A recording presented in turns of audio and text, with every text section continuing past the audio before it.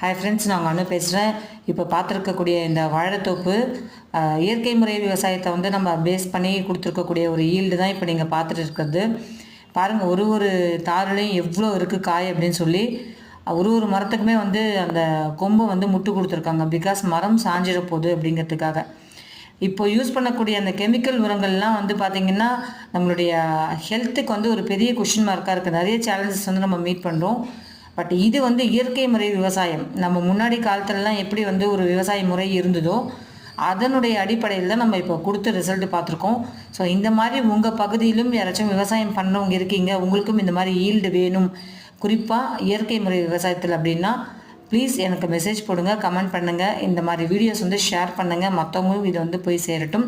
நம்மளுடைய அடுத்த வரக்கூடிய ஜென்ரேஷன் ஆரோக்கியமான ஒரு தலைமுறையாக நம்ம வந்து வாழணும் அப்படிங்கிறது தான் என்னுடைய நோக்கம்.